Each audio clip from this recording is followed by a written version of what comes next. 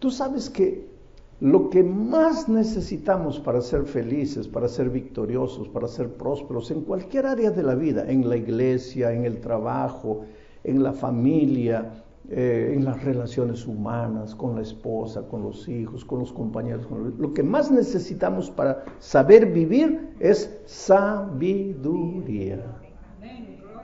Sabiduría. ¿Y qué cosa es sabiduría? Tampoco, sabiduría no es inteligencia. Sabiduría no es estudio. No es porque tú haces un curso doctoral que cuando te gradúas te dan el título de ser un hombre sabio. No, la sabiduría. ¿Qué dice la palabra de Dios? Si alguien siente falta de sabiduría, pídasele a Dios. ¿Y qué es lo que Dios te va a dar cuando le pides sabiduría? Te va a dar su palabra. Y cuando la palabra se hace carne en ti, te vuelves un hombre sabio.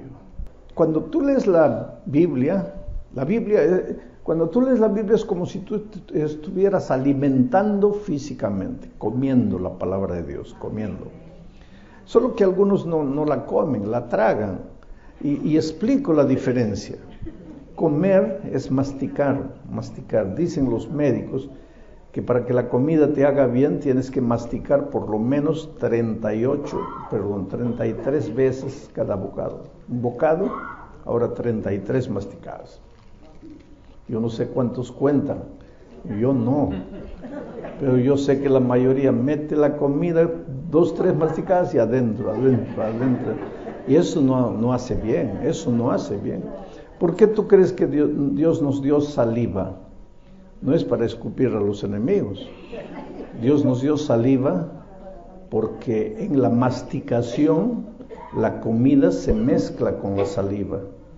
Y cuando el bolo alimenticio es ingerido bien mezclado con saliva, cuanto más mezclado con saliva entra, la digestión es mucho más fácil. Quiere decir, una persona que mastica bastante va a tener buena salud, va a tener piel bonita. La piel bonita no depende de crema, depende de masticar bastante la comida. 33 veces dicen los médicos. Bueno, en la vida espiritual es la misma cosa. Si tú quieres tener buena salud espiritual, tienes que agarrar cada bocado, y cada bocado vamos a llamarle cada versículo, y masticarlo. Tú lees sin entender, no te va a ayudar mucho.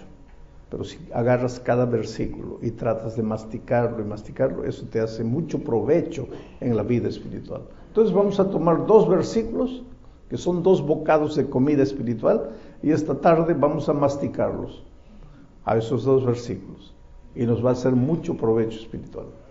Comienza diciendo así: la palabra de Cristo habite en vosotros en abundancia. Ya comienza Pablo a preocuparnos un poco, porque tú sabes que Pablo era medio filósofo. ¿Cómo es que la palabra de Cristo va a habitar en nosotros? Pero Pablo dice eso. Él dice que la vida ideal de un cristiano es aquel cristiano en cuyo corazón habita la palabra de Dios, mora la palabra de Dios, vive la palabra de Dios, está hospedada en el corazón del cristiano. La palabra de Cristo habita en vosotros en abundancia, en toda sabiduría, enseñándoos y exhortándoos los unos a los otros con salmos e himnos y canciones espirituales, con gracia, cantando en vuestros corazones al Señor. Y el resultado de eso, de esa experiencia, ¿qué experiencia? Que la palabra de Cristo habite en ustedes y que ustedes ahora sean una exhortación viva para su hermano, cantando, repitiendo himnos espirituales, canciones, salmos. El resultado de esa experiencia va a ser que todo lo que hagan ustedes lo van a hacer, o sea de palabra o de hecho, lo van a hacer todo en el nombre de Jesús, dando gracias a Dios para gloria de Él. Ahora, ese es el texto. Ahora yo voy a explicar el texto, voy a exponer el texto, vamos a tratar de entender las lecciones que Dios quiere enseñarnos. la palabra de Dios habite en vosotros. ¿Cómo es que la palabra de Dios va a habitar en nosotros? Esto es interesante. Tendríamos que leer Juan 1:1, pero no lo voy a leer porque ustedes lo saben de memoria. En el principio era el verbo, la palabra, porque en griego el verbo es el logos, que es la palabra. Puede ser traducido como la palabra, puede ser traducido como el logos. En el principio era el logos, y aquí en el original griego dice el logos de Cristo habita en vosotros, la palabra de Cristo. En el principio era el verbo, el logos, la palabra. En el principio era el verbo, y el verbo era con Dios, y el verbo era Dios. O sea, la palabra, Dios es la propia palabra. Dios es la propia palabra. Y Juan 1:14 dice, y el verbo fue hecho carne y habitó en nosotros. Esto es interesante, querido. La palabra para Dios no es teoría, no es un sonido fonético. La palabra para Dios es una persona, es la persona maravillosa de Cristo.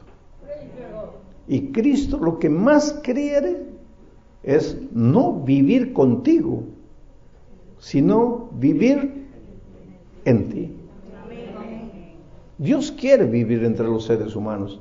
¿Te acuerdas cuando en el desierto les dio la orden de hacer un santuario? ¿Qué dijo? Y hacerme un santuario y yo qué? Habitar entre ellos. Porque Dios quiere vivir en nosotros. Pero ¿cómo puede vivir? A ver, ¿alguien tiene una idea cómo Dios puede vivir en nosotros hoy? ¿A través de qué? De su Santo Espíritu y de su palabra. Porque nuestro cuerpo es templo del Espíritu Santo. Es el santuario. Pero aquí hay un pensamiento más. Dice, en el principio era el verbo era con Dios, el verbo era Dios, y este verbo fue hecho carne. O sea, ahora mira lo que Pablo dice. Dice, yo quisiera que la palabra de Cristo habite en vosotros en toda abundancia. En otras palabras, yo quisiera que la palabra de Cristo se haga carne en ustedes. Habite en ustedes, se haga carne. No quiero que la palabra solo sea un sonido fonético. Quiero que las enseñanzas de la palabra no sean solo teoría, sino que se hagan carne en ustedes. De tal manera que por donde ustedes van yendo, ¿quién está yendo? La palabra, que se ha hecho carne en ustedes. ¿Y quién es la palabra? Cristo. Entonces, donde tú vas, camina la palabra, camina Cristo en ti. ¿Te acuerdas que Pablo dijo, no vivo yo más, ahora Cristo vive en mí? ¿Por qué? La palabra vivía en él. La palabra habitaba en él.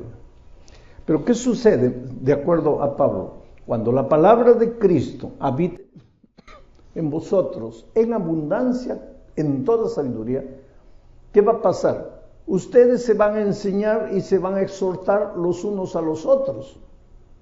Quiere decir que la mejor enseñanza que puede haber no es que yo les hable, sino que yo viva y que cuando ustedes me ven, crean en lo que están viendo y no crean en lo que están oyendo. Porque hablar es fácil. Dicen que el mejor lugar para ser santo es aquí, en este pedacito. Ahí todos somos santos. Pero lo que Dios quiere es que nosotros seamos la palabra viviente, la palabra andante.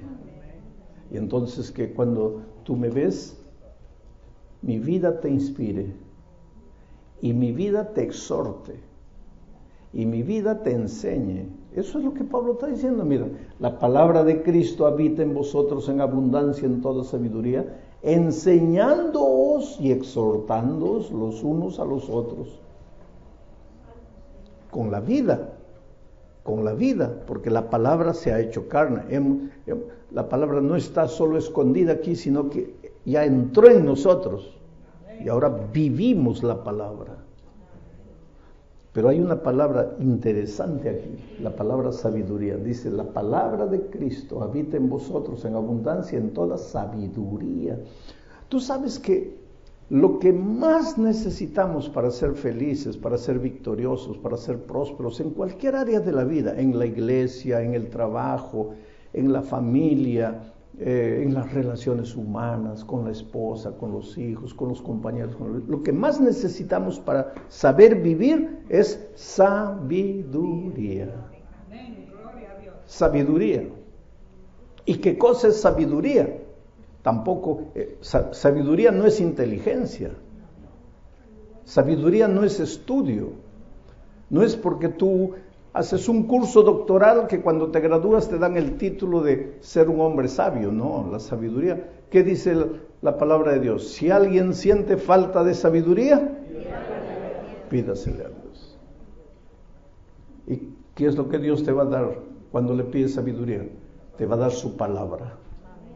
Y cuando la palabra se hace carne en ti, te vuelves un hombre sabio. Amén. Hubo un joven rey y Dios se le presentó una noche y le dijo, pídeme lo que quieras y yo te daré. ¿Cómo se llamaba ese joven rey? Salomón. Y Dios le dijo, pídeme lo que quieras y yo te daré. ¿Y qué es lo que Salomón le pidió? Dame sabiduría. Esa palabra sabiduría en hebreo, lo que Salomón dijo, es la palabra yokmah. Les voy a enseñar una palabra en hebreo. Mañana ya le puedes decir a tu amigo que hablas hebreo. Si te pregunta, ¿qué hablas? Yokmah. ¿Y qué es yokmah? Sabiduría. Sabiduría, yokmah. Ya sabes una palabra en hebreo. Sabiduría, yokmah. Cuando Dios le dijo a Salomón, Salomón, pídeme lo que quieras y yo te daré. Él le dijo, Señor, dame yokmah, dame sabiduría. Sabiduría es sinónimo de equilibrio, de sentido común, de prudencia, sensatez. ¿Qué es lo que necesitamos para vivir victoriosamente en esta tierra? Porque a veces nosotros arruinamos el matrimonio por falta de sabiduría, del yokmah, del equilibrio, de la sensatez. A veces perdemos un empleo por falta de sabiduría, de equilibrio, de sensatez. Si tuviéramos sabiduría, ¿qué es sabiduría? Sabiduría es una cosa interesante. Mire, la palabra yokmah, te voy a hacer una ilustración. Es como si una mamá tuviera 11 hijitos hambrientos y tiene un pastel en la mano, una torta dirían los peruanos, un pastel los mexicanos. Y la mamá va a partir el pastel, la torta, en 11 pedacitos, de tal manera que ninguno de los niños se quede insatisfecho. Quiere decir, ninguno de los niños esté mirando al otro. A ver, ¿quién le ha dado más? ¿A quién le ha dado más? Esa habilidad que la madre tiene de partir en pedacitos exactos se llama sabiduría. La sabiduría te da la capacidad de resolver problemas que tú no pensabas que iban a aparecer, pero aparecen y no sabes cómo resolver. Y ahí Dios viene, la sabiduría. Pero esa sabiduría es la palabra habitando en ti. Y después vamos a entrar, para que la palabra pueda habitar en ti, pues tienes que estudiar la palabra de Dios todos los días, pues si no, ¿cómo va a habitar en ti? Pero cuando la palabra está en ti y estás en una circunstancia en la vida que no sabes cómo reaccionar, qué decir, cómo resolver, ahí viene la sabiduría. Y te dice, porque Salomón acababa de decirle a Dios, Señor, solo quiero que me des sabiduría, nada más. Y Dios le dio sabiduría. Baje un poquito más. Dios le dio sabiduría. Y un poquito después se presentan 2 mujeres a Salomón. ¿Se acuerdan? Peleando por un hijito. Y una mujer dice, este hijo mío. La otra dice, no, el hijo es mío. Entonces Salomón, como un buen líder, seguro le dijo, tú quédate aquí, voy a hablar solo con ella. A ver, ¿por qué el hijo es tuyo? Por esto, el hijo es mío. Lo convenció. Pero como buen líder dijo, no lo voy a oír solo a él, tengo que oír a la otra también. Entonces quédate tú, a ver, ¿por qué el hijo es tuyo? Por esto, el hijo es mío. Y el pobre Salomón no sabía qué hacer, porque esta, por sus argumentos, probaba que el hijo era de ella. Y esta, por sus argumentos, probaba que el hijo era de ella. Y el pobre Salomón tenía que darle el veredicto. ¿Y qué hago delante de esta circunstancia? Ahí viene pues la sabiduría. Él le había dicho, Señor, dame sabiduría, y Dios le había dado sabiduría. Y ahora mire, él reacciona y hace algo inesperado. Yo creo que ni él pensó hacerlo, pero ahí viene la sabiduría, la mano de Dios, ayudándote, enseñándote, mostrándote el camino. ¿Y qué dice Salomón? Bueno, ya que el hijo de los dos traigan un cuchillo, vamos a partir, mitad para una, mitad para la otra, y está equilibrado. Una de ellas dijo, muy bien, correcto, buena decisión. La otra dijo, no, Señor, si es para matar a mi hijo, prefiero que se vaya con la otra. Y ahí el rey dijo, esta es la verdadera mamá, porque solo una verdadera madre haría. ¿De dónde le salió al rey eso? Ahora ya pensaste tú cómo sería en las circunstancias de tu propia vida, delante de una circunstancia en la universidad para estudiar, en el trabajo, de una respuesta que tienes que darle al jefe, delante de un pedido de alguna cosa, de la esposa, del esposo, del hijo, el papá, que a veces no sabes qué responder, no sabes qué decir. Y en ese momento tú le dijeras, Dios mío, necesito que me ilumines, y viene la sabiduría. Pero ¿qué es lo que Pablo dice? La palabra de Cristo habita en vosotros, en abundancia y en toda sabiduría. La sabiduría en ti va a ser el fruto de que Jesús, la palabra, habita en ti. La palabra Jesús, con sus enseñanzas, con sus instrucciones, con sus doctrinas, habita en ti. Pero ¿cómo va a habitar en ti si tú no abres el corazón? Y si tú no buscas la palabra, y si tú no la estudias. Y aquí viene el primer deber del cristiano. Mira, cristianismo es compañerismo con Cristo. Cristianismo es comunión diaria con Jesús. Si fuera solamente estar en la iglesia, el cristianismo no se llamaría cristianismo, se llamaría iglesismo. ¿Pero por qué se llama cristianismo? Porque en primer lugar es comunión con Cristo, y naturalmente como resultado de la comunión con Cristo vas a estar en la iglesia también. Pero en primer lugar, comunión con Cristo. Y no hay comunión con Cristo sin las palabras de Cristo en tu corazón. Tienes que buscar todos los días la palabra, aunque no tengas ganas de leer la palabra. Porque este hombre natural que nosotros traemos dentro de nosotros es como un caballito salvaje. No le gusta la palabra, no le gusta el camino de Dios. A esta nuestra naturaleza lo que le gusta es correr. Levántase mañana, trabajar, pero pasar tiempo con la palabra de Dios a la naturaleza pecaminosa no le gusta. Por lo tanto, si vas a tener que estudiar la Biblia, no es porque quieras, es porque tienes que dominarte. Pero pastor, ahí ya estoy mal, porque yo no tengo fuerza de voluntad. Claro que tienes, querido. Porque comer es indispensable. A ver, los que tienen hijitos ahí hijitos de 2, 3 años, van a saber, llega un momento en que el hijito no quiere comer. ¿Y ahí qué haces? Antes las mamás agarraban la cuchara, llenaban de comida. ¿Se acuerdan del avioncito? A ver, abre la boquita, que ahí viene el avioncito. Un papel ridículo. Pero lo hacíamos, ¿por qué? Porque el hijo tenía que comer. Hoy día ya el avioncito pasó de moda, porque lo que está de moda hoy día es esto aquí, ¿no?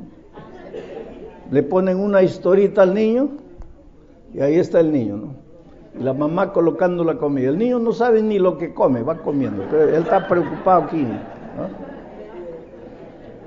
Yo cuando era niño no había ni avioncito, ni había celular, ni iPad, ni nada. Solo había chanclas. Y ahí mi madre pues sacaba las chanclas. Ya, hijo. No, que no me gusta. No es para gustar, es para comer. No, que... Por eso como cebolla, ajo, espinaca, lo que tú me des yo como. A chancletazo limpio. Ahora, dime una cosa, mi mamá era mala, ¿por qué me obligaba a comer? ¿Por qué crees que me obligaba a comer? Porque el que no come muere. Entonces, ¿por qué Dios nos dio la palabra? Ya la vida está llena de deberes y todavía Dios nos carga otro deber de leer la Biblia antes de dormir, leer la Biblia al levantarse. ¿Por qué? Es por tu propio bien, hijo.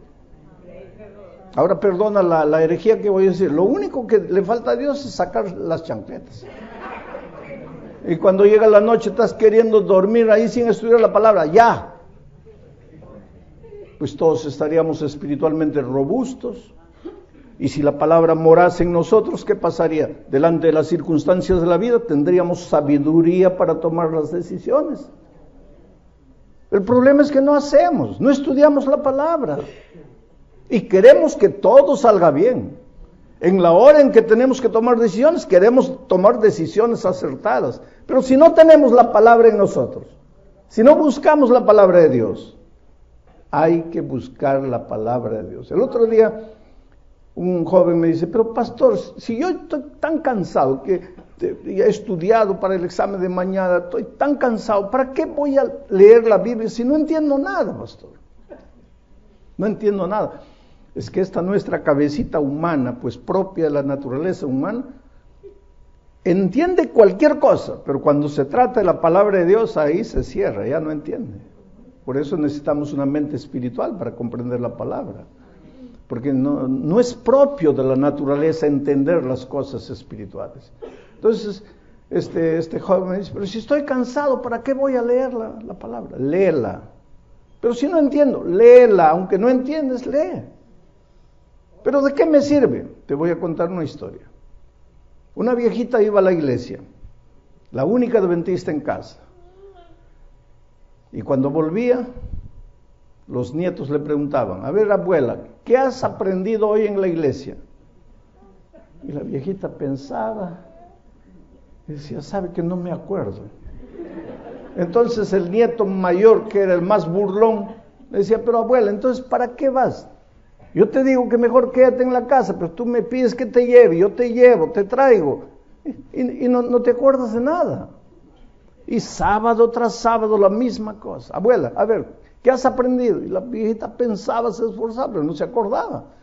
No me acuerdo. Entonces, abuela, ¿para qué vas? Y un día la viejita, de tanto que el nieto la molestaba, la familia trabajaba con carbón, estaban almorzando en el patio, había una descida así, y abajo había un riacho, y la viejita le dice al nieto mayor, al más burlón, por favor, agarra la canasta y tráeme un poquito de agua del riacho. Y el nieto la miró, y miró a los otros hermanos, como diciendo, oye, ahora sí ya la abuela está completamente... ¿Cómo que voy a traer agua en la canasta? Pero el papá estaba ahí, el hijo de la abuela, ¿no? El papá de los muchachos, y el papá miró al muchacho y le dice, ya, hazle el gusto a la abuela. Y pues la viejita, el muchacho se fue con la canasta, llenó la canasta de agua en el riacho, pero cuando llegó de vuelta no había una gota de agua. Era lógico, no había. Y el nieto le dice, ¿estás viendo, abuela? No se puede, con canasta no se puede. Sí, pero por favor, una vez más. ¿Pero para qué, abuela? Y el papá lo miró y el hijo fue allá. Y volvió nada. Una tercera vez. A la cuarta vez, el muchacho ya se rebeló. Le dijo, mira papá, ya le hice a la abuela el gusto 3 veces. No voy más. Dice, abuela, ¿para qué voy si no traigo nada? ¿Ves que llega sin agua? Y la viejita le dice, sí, hijo. Pero ¿te acuerdas cómo estaba la canasta al comienzo? Llena de hollín. Ahora mira la canasta. No trajiste una gota de agua, pero la canasta está limpiecita. Así es conmigo, hijo. Yo voy a la iglesia, escucho la palabra y no me acuerdo, pero por lo menos me siento limpia. Ese es el poder de la palabra. Entonces, no es porque no tengo ganas, no es porque estoy cansado, no es porque no entiendo que no tengo que estudiar. Tienes que alimentarte. Pero no me acuerdo. No importa si te acuerdas o no te acuerdas. ¿Quieres acordarte de lo que estudias? Pablo te va a dar la receta. Mira, la palabra de Cristo habita en vosotros, en abundancia, en toda sabiduría. Entonces, cuando la palabra habita en ti, los unos y los otros se van a enseñar y se van a exhortar, pero porque la palabra se ha encarnado en las personas. Pero se van a exhortar con salmos e himnos y canciones espirituales. Yo escuché una propaganda aquí en Miami de una compañía de seguros, alguna cosa así, y daba el teléfono y decía, cántalo para que no te olvides. Cántalo para que no te olvides. Esa compañía de publicidad tiene que pagarle a Pablo, porque Pablo es el que da el consejo. Cántalo para que no te olvides, para que la palabra se encarne en ti, para que la palabra no se vaya de tu mente. Canta salmos, canta himnos.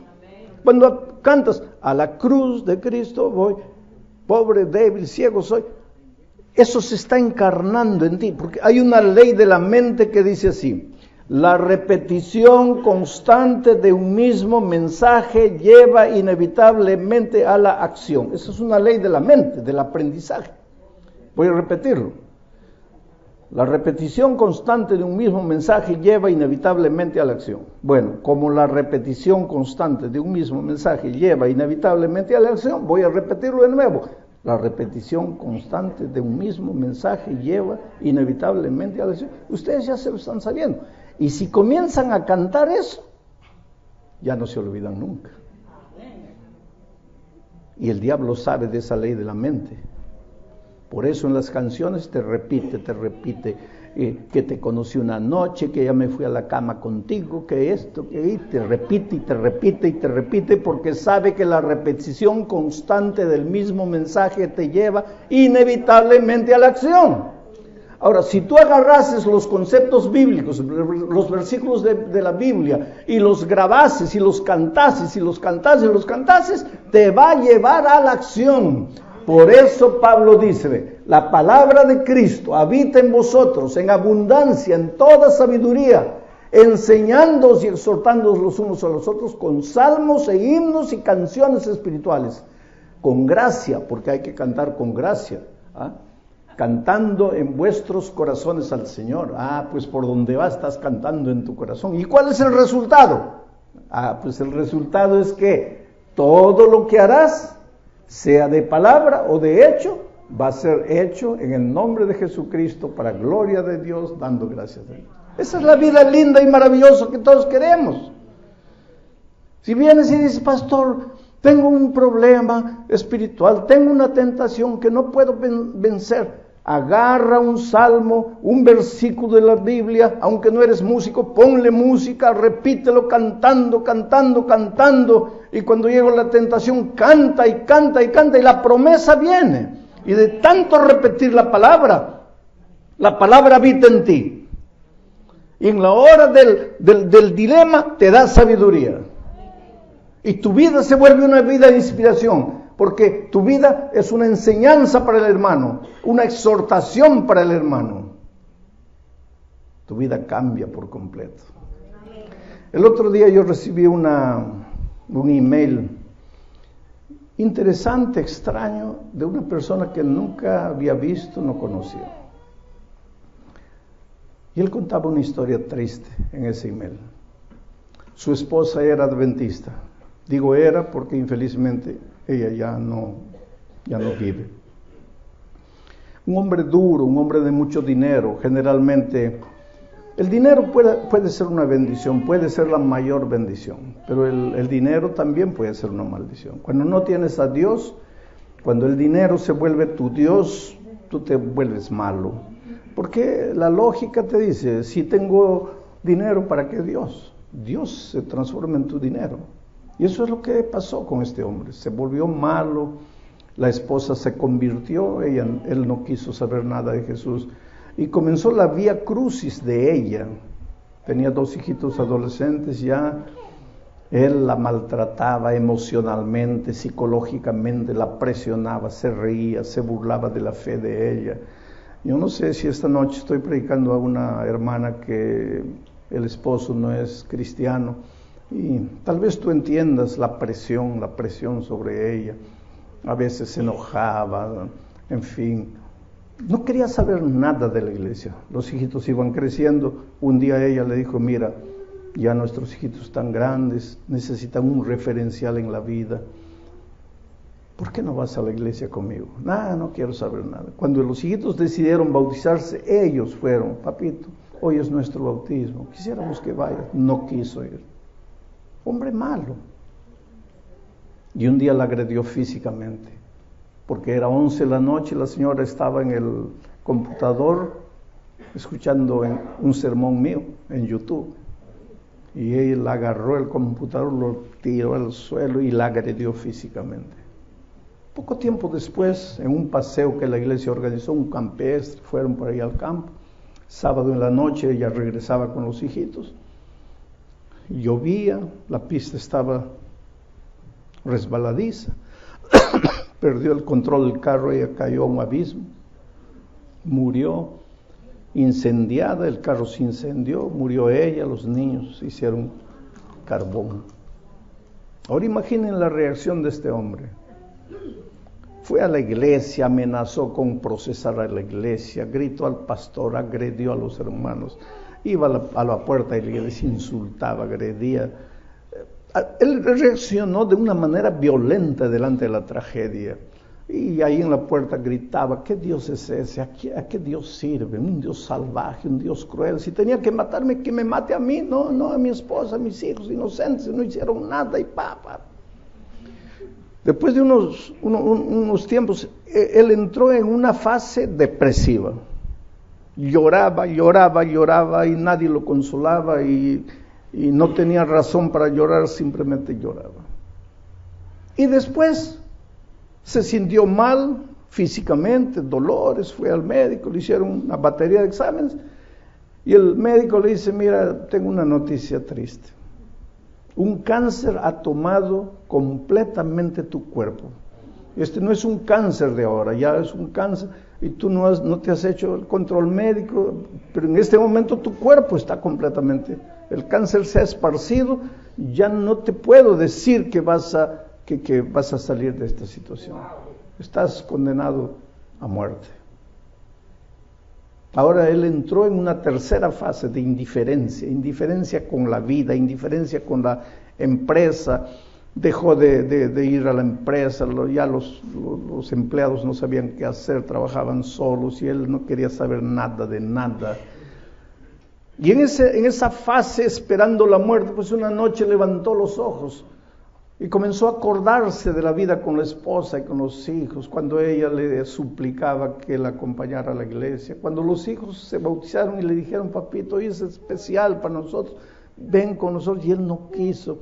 Y esos recuerdos lo fueron mortificando, y se acordó de la noche en que agredió físicamente a la esposa, y se acordó del computador y del famoso YouTube, y entró al computador y buscó ahí los sermones y me encontró de nuevo. Fue por eso que me escribió la carta, porque cuando él fue escuchando el mensaje ahí, él me dice, pastor, yo caí de rodillas al suelo, y ahora entendí lo que sucedió con mi esposa, ahora entendí por qué ella aceptó a Cristo, ahora entendí el camino que ella eligió. Yo no lo entendía, pastor. Solo que ahora era tarde, mi esposa muerta, mis hijos muertos, yo solo en la vida, condenado a muerte. Asimismo levanté los ojos al cielo y dije, Señor, ¿Me podrías recibir así? Si no soy nada, si he perdido todo, no tengo nada, ¿puedes recibirme así? Y pues la oración no salió de la boca y ya la respuesta vino. Y esa noche durmió como hace mucho tiempo no dormía, y a la mañana siguiente se despertó con ganas de vivir, con ganas de trabajar. Entró a la ducha, se dio un baño helado, se vistió, se fue a la empresa. Llegó a la empresa como si nada sucediera. Llamó al gerente, le dijo: mira, explícame qué pasó estos días. Y todos los empleados lo miraban porque era malo. Era un hombre malo, maltrataba a sus empleados, los gritaba, los humillaba, los despedía. Y de repente lo ven con una sonrisa. Ese hombre no era el que ellos conocían. Y entre los empleados conversaban: oye, a las personas antes de morir, porque todos sabían que él estaba condenado a muerte. Las personas antes de morir sufren un cambio, eso es lo que le está pasando, ya está cerca la muerte. La verdad es que él estaba diferente. Al día siguiente volvió, al otro día siguiente volvió, reorganizó, hizo planes de transformación de la empresa, humanizó más la empresa, y nadie entendía lo que estaba pasando. Pero es que él se había encontrado con Jesucristo, y eso nadie sabía. Y entonces llegó el momento de hacer el examen que tenía que hacer siempre. El médico le hizo los exámenes, le dijo: mira, ¿estás tomando algún remedio paralelo a los que yo te estoy dando? No, dime en serio, ¿estás tomando alguna cosa? No, doctor.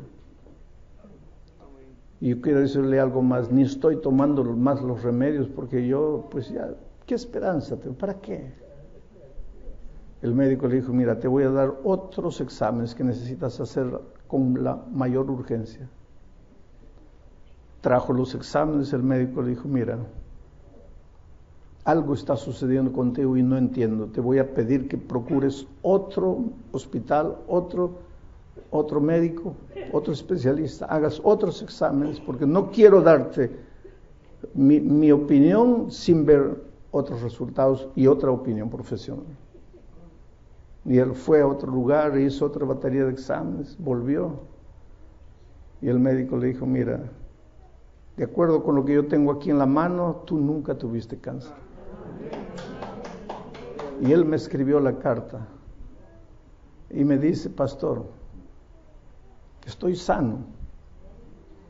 Esa noche Dios no solo curó mi alma, esa noche curó mi cuerpo. Y yo no le pedí que curase mi cuerpo.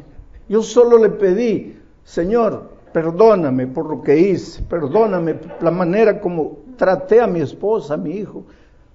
Pena que yo no puedo remediar nada, está hecho, pero yo estoy arrepentido, perdóname.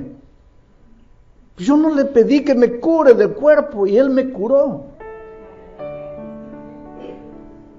Al final del año reunió a sus empleados y les dijo: miren, a partir de hoy, todos los años, si tenemos lucro, si tenemos ganancia, 50% de la ganancia va a ser dividido entre ustedes, los empleados. Y él me dice: pastor, yo no quiero casarme, yo no hago planes para formar de nuevo una familia, porque he encontrado en la palabra de Dios que cuando Cristo venga y el ángel haga sonar la trompeta, mi esposa va a resucitar, mis hijos van a resucitar, y yo quiero darles la sorpresa de que estoy transformado, que el Señor Jesús hizo una maravilla en mi vida. La palabra, cuando la palabra entra en tu corazón, entra el propio Señor Jesucristo. Y cuando tú permites que la palabra habite en ti, tu vida se transforma. Tu vida, ahora ese hombre es una inspiración para sus empleados, es una inspiración para sus vecinos, es una inspiración en la iglesia, porque ha sido transformado. La palabra, querido, la palabra tiene que salir del papel y hacerse carne en nuestra experiencia. Y por donde vamos, pues, las personas tienen que ver la Biblia en nosotros, las enseñanzas bíblicas en nuestra vida. Y la principal característica es el amor, es la sabiduría, es el equilibrio. Por eso la Biblia dice, hoy es el día de buena nueva. Hoy es el día de salvación. Y por eso necesito hacerte una invitación. Y esta invitación no es para los miembros bautizados de la iglesia, porque ustedes un día ya se levantaron, ya fueron adelante, ya le entregaron la vida a Jesús. Esta invitación que voy a hacer es para ti, querido, que eres un amigo que está visitando, que aceptó la invitación de un vecino, de un pariente, de un compañero de trabajo, que esta tarde vino aquí para escuchar la palabra. Pero esta noche quieres decirle, Señor, yo quiero que la palabra habite en mí. Yo quiero que la palabra revolucione mi vida. Yo quiero que la palabra abra mis ojos. Yo quiero estudiar más la palabra. Si quieres decirle eso a Jesús esta noche, yo quisiera que te levantes y vengas aquí adelante. Subas aquí arriba. Yo voy a estar orando en mi corazón.